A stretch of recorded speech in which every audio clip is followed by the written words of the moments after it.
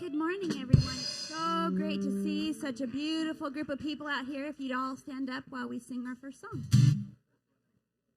That was good.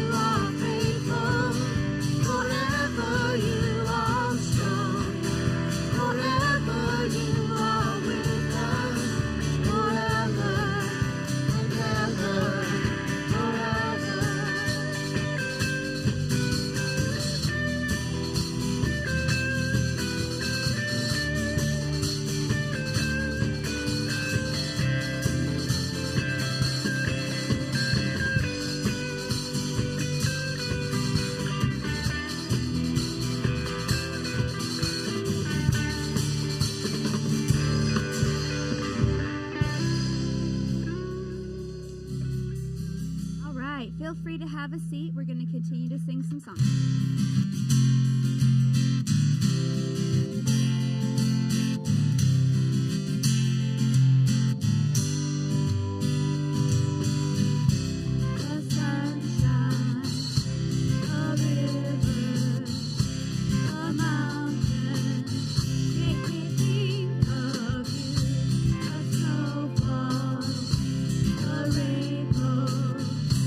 Creation, but you were.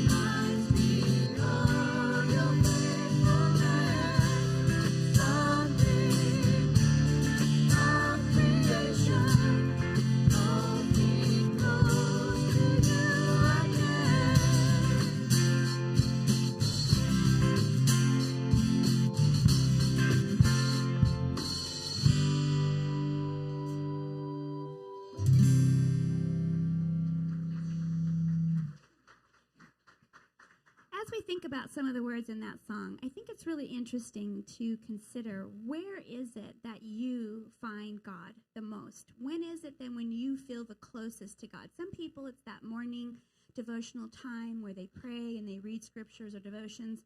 Sometimes it's, at night when you're at home alone. But for me, it's always been when I feel the most in tune to God is when I'm in the mountains and I'm hiking. And so when I was thinking about this song and what we were just singing and things we have to be so grateful for as our world is starting to kind of open back up and we're getting out, is the idea of being grateful for the sunshine. And although I hate yard work, did I say hate? Yeah, I meant that word, hate. It was so awesome to just be outside and in the sun and experiencing God's beautiful creations. There's so many things. And so I just encourage every person to try to make some time to be wherever it is that you feel the closest to God and remind you of how great all these awesome things he's created are.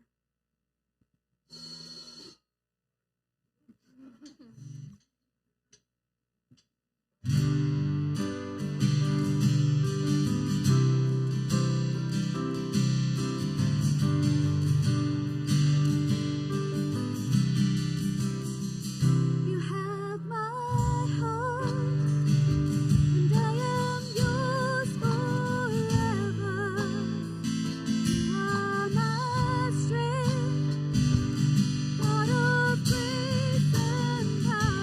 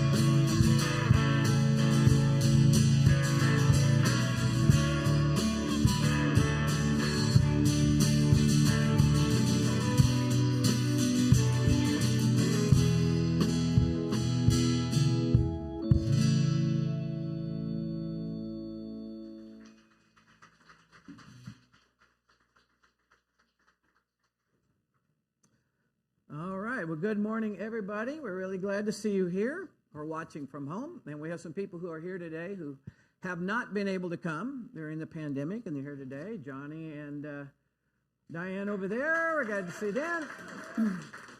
We thought Diane had been chopped up into little pieces and was in the freezer. We hadn't seen her in so long, so I'm glad to see she's okay. We have some people here I haven't seen before. Glad you guys are here. And on the back row, we have a couple of friends of Tina Blevins. Tina has friends, so let's give it up for them. We do have some more masks, and so we have Noah back here. Stand up. If you haven't had a mask and you want one, we got the Seeker Church on there. Raise your hand or whatever. We have them for little kids. Dan, get one for your little niece there. Granddaughter, whatever. It's all the same thing. Anyway, if you want a mask, get one of those. And if you didn't get one of our cards yet for our series we just did on daily affirmations, Eli has some of those. Raise your hand. He'll give you one. Be sure and take it home. Put it somewhere where you'll see it all the time. Eli here on the front row. We get Norman, whatever. Well, you know, sometimes people in the church send me different things. I don't know. My kids send me weird things, and sometimes people in the church send me kind of funny things. So I thought I would show you a couple of things that I have to deal with during the week. Like this one right here says, technically Moses was the first person with a tablet downloading data from a cloud. Now here's the kind of teamwork we need in our country these days. We're not getting the kind of teamwork we need. These kids are showing the way. And I don't know if you guys remember when you were little having to take school pictures, but, you know, I never really... Some kids just don't want to go along. It's just... Well, anyway, our 16-year-old Matthew, sitting on the front row here, he had a big toe infection and actually had to get a semi-surgical procedure done. If you're kind of squeamish, you might want to turn away, okay? Here's a picture of his foot with the rod sticking out. And I told him, I said, hey, maybe we could use that as a shish kebab, you know? So... Let's take advantage of this situation while we can. All right. Well, during the pandemic, we are continuing to not pass the offering plate. We'll just have one in the lobby, so you can give on your way out if you want to. And people from home have been really faithful of mailing in their giving, or by Venmo, PayPal, different ways they can give. And so today, I just really want to thank you again for your consistent and generous giving during this really unprecedented time. There's a lot of churches nowadays that are struggling. Some have just gone under, like businesses also during the pandemic. And we're doing great, and of course continuing our financial support of our missions and partners in Guatemala and the Philippines. Well, now Mark Brown is going to come up and get us ready for the first talk in our new series entitled Whatever Happened To. So let's welcome Mark back to the stage and whatever. Good morning. You know, when God created the heavens and the earth... I didn't mean to distract there, Mark. Sorry about that. So God created the heavens and the earth and all living things. And then he approached Adam and he said, Adam, I need to make a partner for you because it's not good for you to be alone. I'm going to make a partner who's beautiful, beyond your wildest dreams beautiful, that will be obedient to your every command, your every wish and desire, totally submissive, totally subservient, do everything you want her to do. She'll be absolutely perfect. But here's the catch. It's going to cost you an arm and a leg. Adam thought about it a little bit. And he said, okay, Lord, well, what can I get for a rib? And now you know the rest of the story. I know. Okay, well, we're entering a series, Whatever Happened To. And I've got a couple of questions. Whatever happened to chivalry? You know, when I was growing up, starting about the age 5, if I ever went somewhere with my mother and we approached a door, say going into J.C. Penney's or something, she would stop, stand in front of the door and wait. You know what she was waiting for? For her son to open the door for her. She was teaching me how to be a gentleman, how to be chivalrous.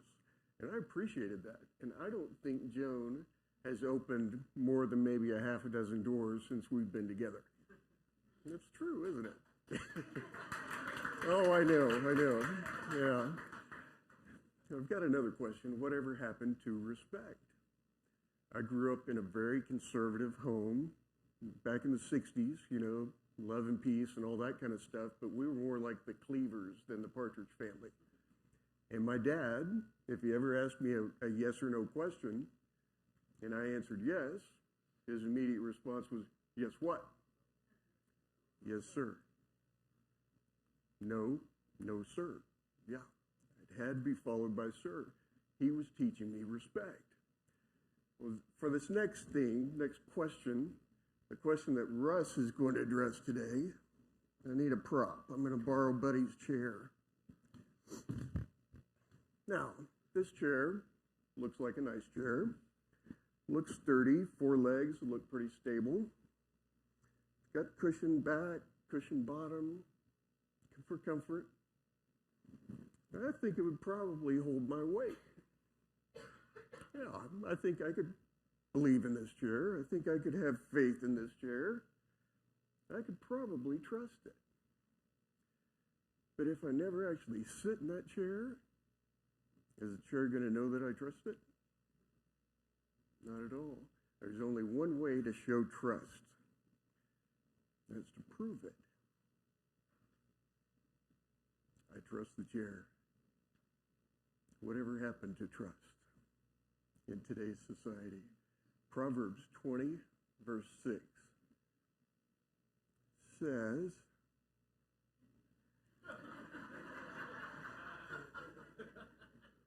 many a man claims to have unfailing love, but a faithful man who can find?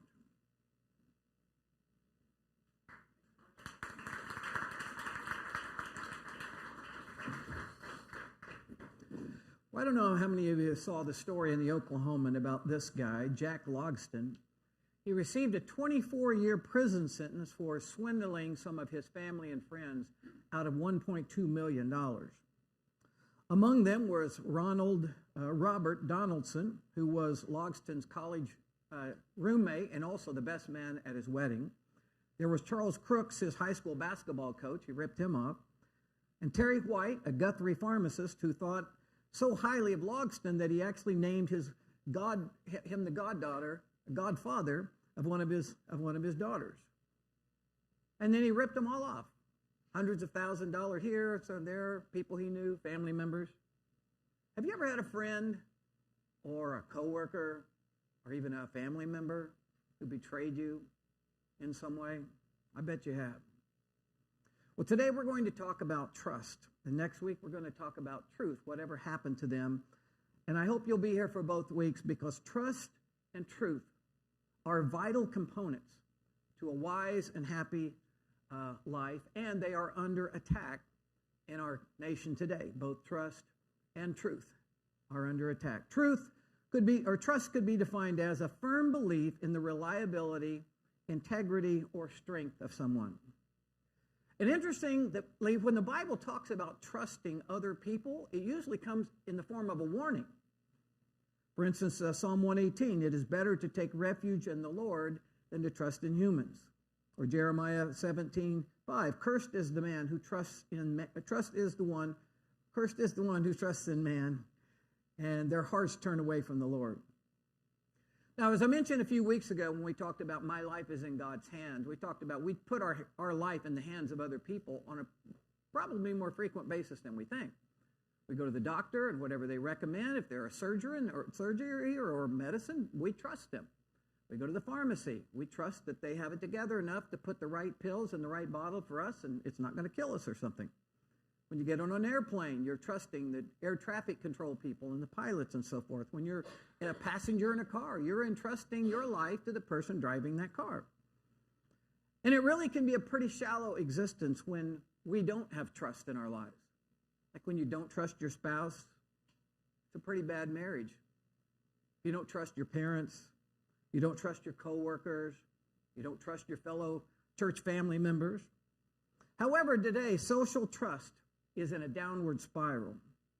Social trust is the belief that other people will abide by established norms, people you don't know. They'll act honorably. They'll respect and obey the law. They'll look out for the common good. When people do these things, there's social trust. In the 1970s, 56% of Americans believed that most people could be trusted. They were reliable, they were good-hearted people. 56% could be trusted. Today, it's only 31% of Americans still feel that way. Sadly, the U.S. seems to be the only major democracy to see such a shift downward in social trust. In a 30-year period from 1999 to 2019, social trust increased in Germany from 32% to 42%. In Australia, it increased from 40% to 54%. And in Sweden, from 56% to 67%. But in the United States, it's going down. Research indicates that social trust is eroded by many things, but from a big picture standpoint, they say three things: corruption, ethnic segregation, and economic inequalities. Now, many nations today, from the Philippines to Guatemala, you certainly see it, and we have it here in our own country. Many nations today are being undermined by corruption. Corrupt politicians, corrupt business practices, corrupt police officers, corrupt religious leaders.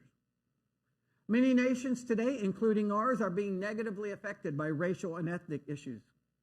In our country, blacks, Asians, Native Americans, Hispanics, and others do not receive equal treatment and equal opportunities as white people do. Many nations today, including our own, have huge income differences. Now, there are understandable reasons for these things. Some are extremely complex, but you'd think by 2021, our nation and the world would have gotten to the point where there aren't people that are just starving to death and can't afford the medical care and so forth. But social trust is also eroding because a few people make a lot of other people look bad. For instance, all car mechanics don't try to rip people off, but some do. And so people think, well, all car mechanics are dishonest. All salespeople don't lie or do anything to make a sale, but some do. All Catholic priests haven't done bad things, but some do. And of course, social trust has taken a big hit because of the political and social disagreement level that we have today. I read this week we're going into 2016 election. 70% of Republicans said that Hillary Clinton voters could not be trusted. Not that Hillary Clinton couldn't be trusted, but anyone who would vote for her could not be trusted. And not surprisingly, about 70% of Democrats said that anyone who voted for Donald Trump could no longer be trusted. Then came the pandemic and all the different ways that people responded to it. Not only the actual COVID-19 virus, but the various mandates coming down from the governor or, city councils or schools and so forth. And when someone disagreed with another person's viewpoint, it wasn't that the other person was just misinformed or wrong or maybe just ignorant. They're evil. They don't care if people die, or they don't care how many freedoms are taken away from us, and so on and so forth. Anything that was seen different from the way you see it, they're the enemy. And this has obviously had a huge impact on social trust. And it's created what they call social silos. This is where people of similar beliefs, similar educational levels, similar economic levels, similar skin color, similar political views, they come together because they feel, an affinity, because they have kind of the same sort of lifestyle. And then they associate people of different silos with different beliefs, different skin color, different political or religious views. They associate them with something inferior, if not downright evil.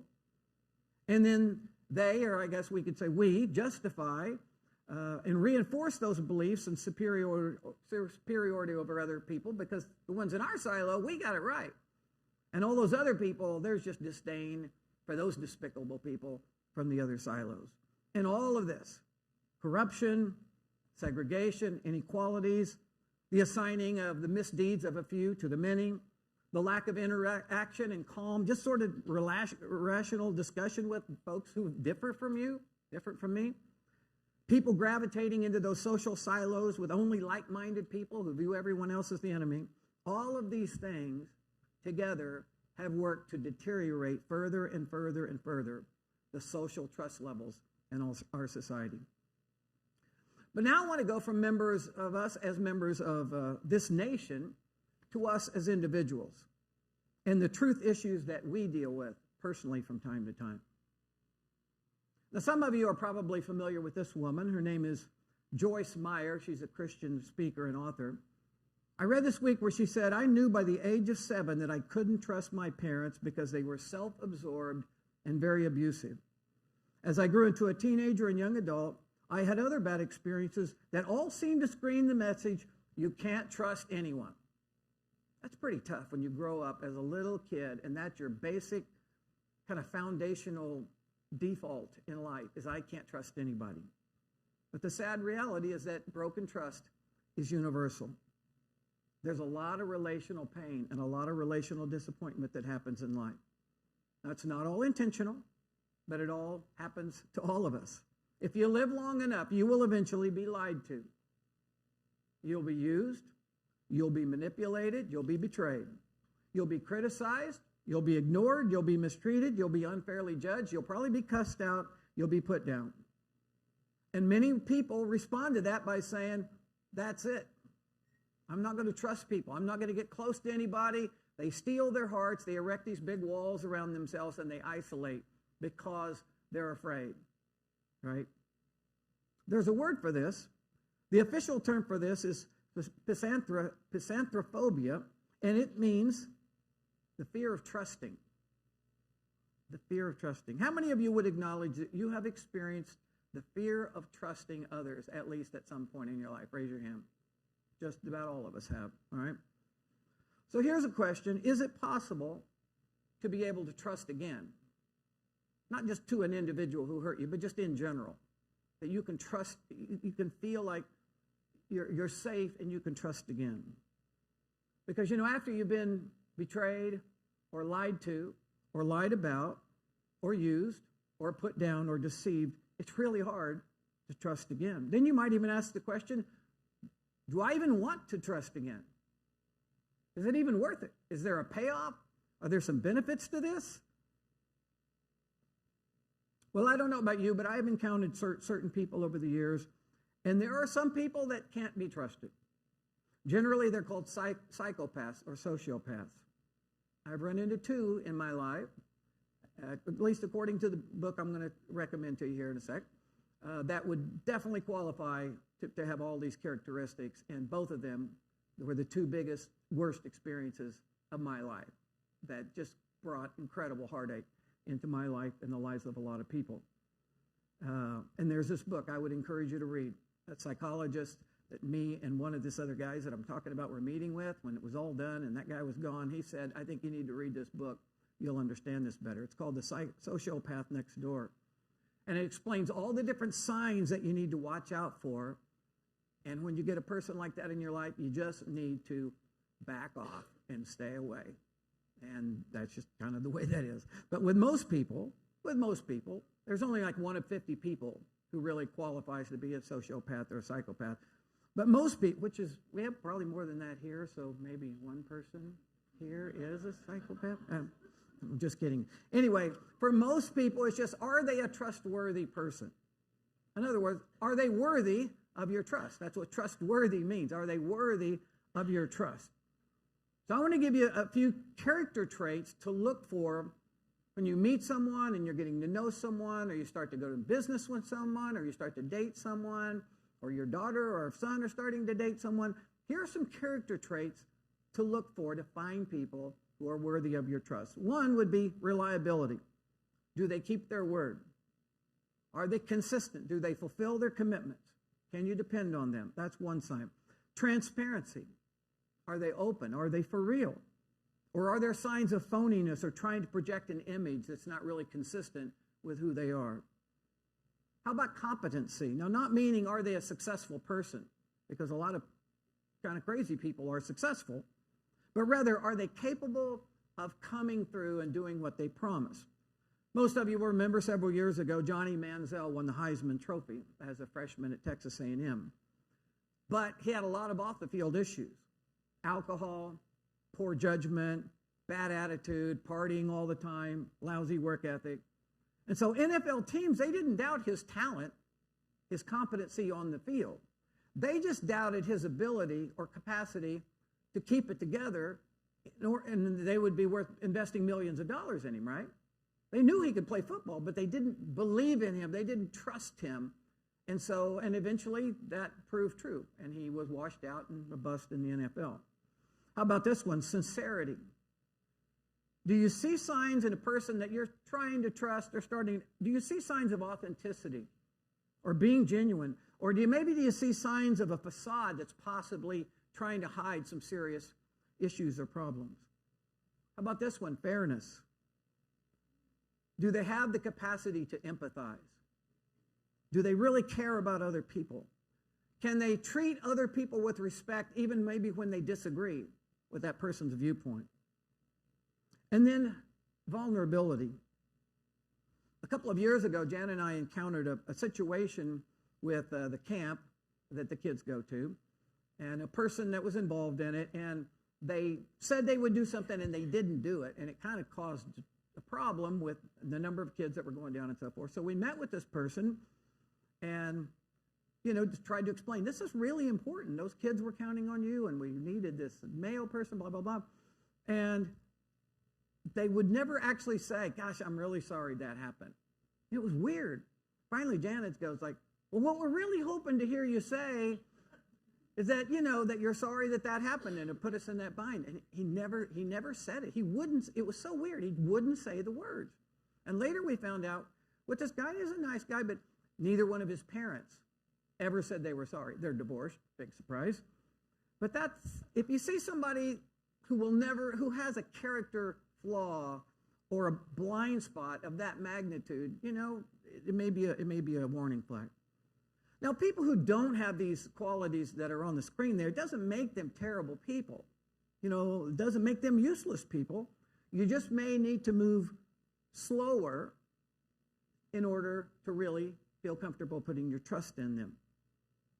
And in all likelihood, we all have people in our lives who lack some of these. We all probably lack some of these at different times, but you have coworkers, friends, neighbors, acquaintances, even family members. Be nice to them. But there are times you shouldn't feel guilty because you realize truly trusting them is not wise at this time, or maybe not possible at this time.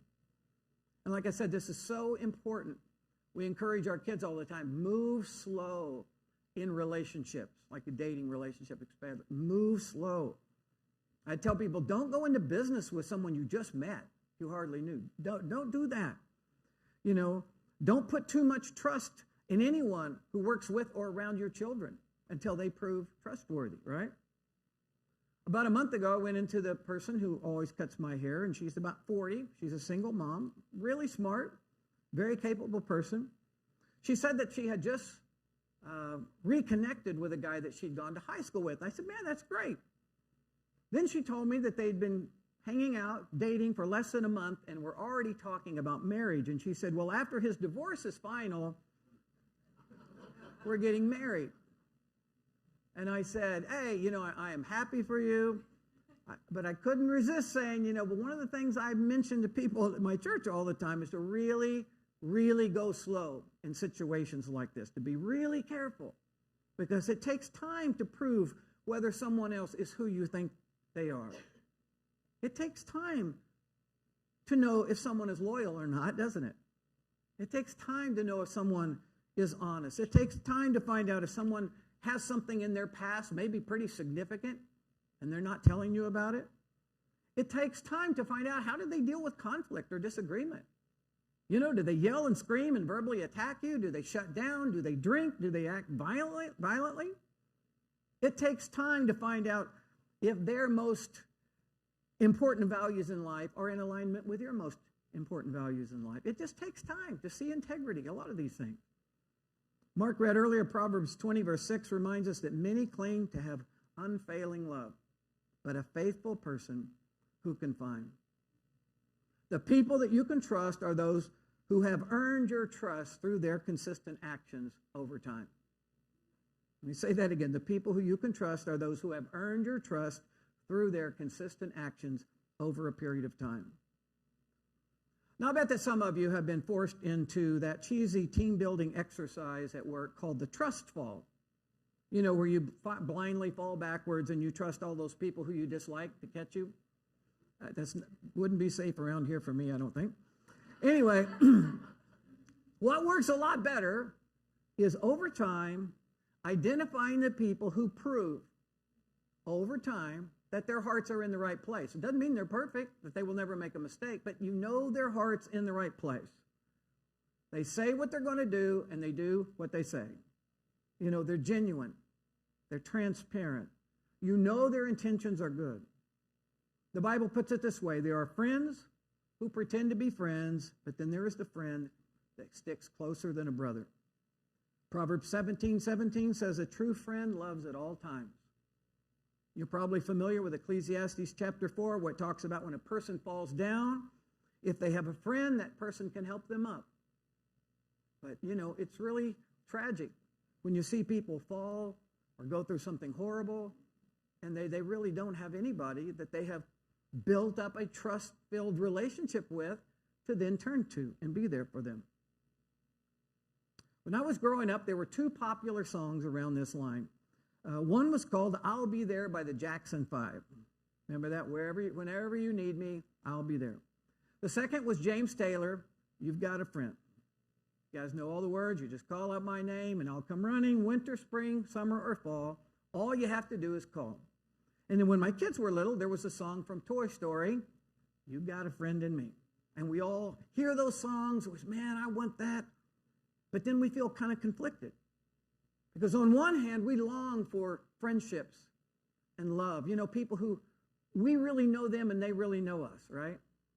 And we trust them and they trust us. And there's something happening there. We long for that. But on the other hand, we're hesitant to get close to people and trust people because we've been hurt when we did it before. And so most people settle for what one author calls pseudo relationships. It sort of looks like a meaningful relationship, except everything just remains at the surface level. Nobody ever goes deep. Nobody ever talks about matters of the heart. Nobody takes any risks, you know, or shares a disappointment or admits a failure or talks about a dream they have. Everyone just stays at that safe, superficial level. And today, of course, we substitute real human in-person relationships and friendships for Facebook, and Instagram. I've said worse here when I said Viagra Falls, okay, so. I meant Niagara Falls, I said Viagra Falls. Anyway, most workplace relationships operate on kind of a superficial level, don't they? Even some parent-child relationships they're just superficial. Many people go to Thanksgiving and Christmas year after year and have the same old surface-level conversations with people year after year, and it never goes deeper than that. Even some marriages exist at just kind of a cohabitating roommate kind of level. Sociologist Marion Crawford did a study which revealed, I thought this was interesting, women tend to perceive relationships in terms of people I trust and share my life with, while guys tend to think of relationships in terms of people I go places and do things with. The study found that only 1 in 10 men over 30 years of age have even one meaningful friendship with another male. 1 in 10 over 30, just even one friendship. You know, when the scriptures talk in Proverbs about great friendships, it uses the idea of silver and gold value of friendships. And certainly it's talking about the value of friendships, but it's also probably affirming or hinting to the finding true friendship is a lot like panning for silver or gold. You have to work at it. You have to be committed to it. It takes time. And like mining for silver or gold, sometimes with a friendship, you think you found the right person. You get all excited about it, but then you find out, that was fool's gold. And you're let down. There's a price for discovering and developing silver and gold type of friendships. What we would all prefer is like a drive-through. where you pull up and you say, I would like 3 really good friends with whom I can have instantaneous affinity and deep community, people in the same life stage as me that can get together on Tuesday night because that's the only night I'm free.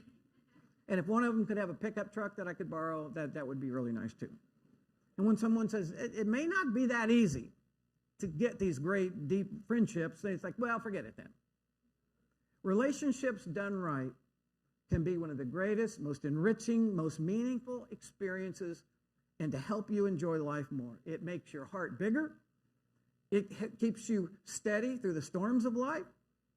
It ends or mitigates your aloneness. It enhances your success. It just expands the parameters of your life experience. And most of us have an intuitive sense of that. In fact, in a recent poll, Gallup poll indicated that 92% of the Americans adults surveyed placed healthy and happy relationships as the number one need and priority in their life right now. So here's what I would say I have learned after 65 years on planet Earth and 43 years of doing this church deal. I have learned that if you have even just 2 or 3 really meaningful, close, loyal relationships, people in your life, you are a very blessed and lucky person. If you're married and you have that in your marriage, you are very blessed. If you have a family that's close, not perfect, maybe not every single person, but if you have a family that's close, really cares about each other, comes together, you are a very fortunate person.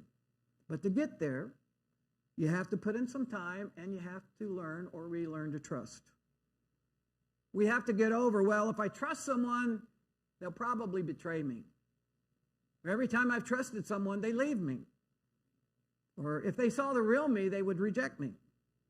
Because the benefits, the payoff for great relationships, those silver and gold kind of relationships, they're worth it. They're worth the risk. They're worth the time. Now, when I said just 2 or 3 friends, I'm not saying, and the Bible would never contend, you can only have 2 or 3 friends. You know, many of you have a big relational capacity. James Hale back there, my wife Janet, big relational capacities. And some of us might have dozens of friends that we really consider friends. Some of you have hundreds of people that you interact with occasionally and you really care about them and you like them and you connect with them, and that's all possible. But what we're talking about today is just those few. All those are great. We need that. But the few, you know, the ones who really know you and you really know them. Like I said, hopefully if you're married, hopefully your spouse is in that inner circle. And maybe a mom or dad, maybe a friend, maybe someone here at the church. Philippians 2 verse 4, Bible establishes what could be considered a very radical concept. It says what's at the heart of the best relationships is just genuinely caring about the life of another person. That's what's at the heart of it. You genuinely care about the life of that other person. Well, I don't know about you, but when I think of the declining levels of social trust in our country, I'm not real optimistic or hopeful that things are going to get better anytime soon. I mean, what's it going to take? You know, some political party going to lead us to that? I don't know. Maybe there'll be some celebrity who makes their goal is to bring Americans back together and trust each other again. You know, maybe there'll be some religious figure or some iPhone app that brings us all back together. I don't know. But, you know, God can do things in our lives that other people can't. And that's why ultimately I would say that there is a kind of trust that only belongs to God. In fact, in John 2, verse 24, it says that Jesus would not entrust himself to them, for he knew all people. In other words, we have to be careful. We have to take our time. It's like, you know, panning for silver or gold. So we have to look for reliability, and we have to be these things ourselves, obviously. Transparency, sincerity, integrity, character, fairness, and empathy. How they treat other people, how they talk to other people. You've all probably heard the expression, trust must be earned. And we all know that once trust is broken, it's hard to get back. But none of us are perfect. And so we're going to, we're going to fail even the people who mean the most to us. Sometimes we're not going to come through, or we're going to misread a situation, and it's going to cause, hurt feelings. And so since we all fail, then there must be forgiveness. There must be forgiveness and the opportunity to re-earn trust. But ultimately, the only perfect friend that you and I can ever have is God. He's always there for you. He always has your best interests at heart. He cares about every detail of your life. He will never let you down. He will always listen to you. You see, when we try to get those kinds of things from a person, we put tremendous pressure on that relationship, because no human can be 24/7, always there, never make a mistake, right? They can't be a perfect friend. But when you have a strong relationship with God, that becomes the foundation upon which you can build all the other relationships in your life. Because you've had a friend who was always there for you. You have a friend in God who always has your best interests at heart, that cares deeply about you. And once you experience that kind of friendship, then you know how to extend that to other people, right?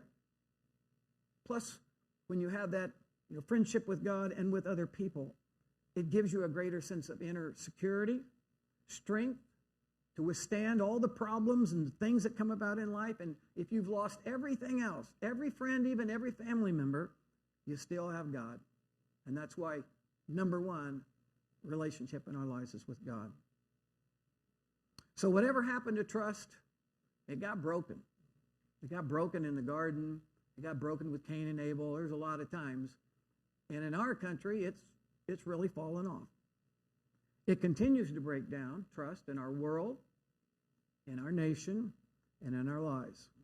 But with God's help, you and I have the power to restore some of that broken trust in our personal relationships and really even in our world. I mean, we can do what we can to stand against any kind of corruption, reject the social silos trends that dividing our country, find and build that handful of silver and gold relationships. Earn the trust of others. Give trust.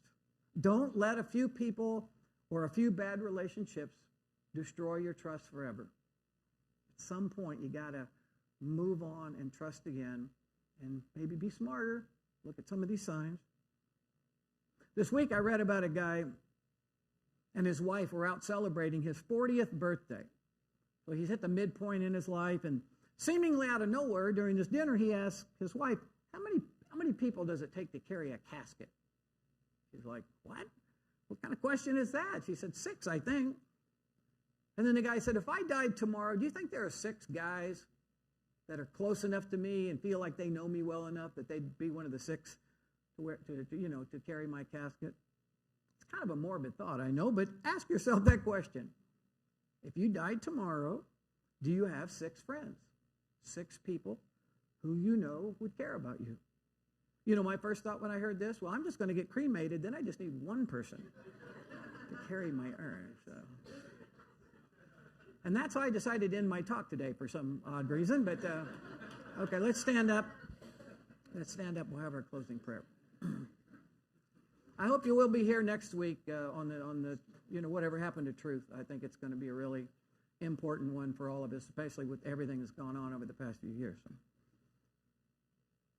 Lord, we're thankful that your word, the scriptures, just shed so much light on things that are relevant to us right now. Lord, we pray for our country, and we pray for our leaders, and we pray that somehow a lot of the things that have eroded and decayed would somehow come back, and that we would do our part in our little corner of the world where we work, and our family, and our school, that we would build bridges and not be in those silos. We'd get out and listen and care and, build trust and give trust. But Lord, there's a part of this that only you can do in our lives, and there's a part that only we can do in finding and enjoying those silver and gold type of friendships. Lord, I pray for those who have been hurt here, all of us, but some a lot worse than others. And I pray that you would heal up their hearts and give them the ability to trust again and to have wisdom on when and who to trust. Lord, ultimately our trust is in you, and that makes us feel good because you're the one who never fails, you're the one who's always with us, You're the one who loves us more than we love ourselves. Lord, we pray for these lessons will stay in our hearts for a long time to come. In Jesus' name, amen. All right, everybody. Thank you for coming out. We'll see you next time.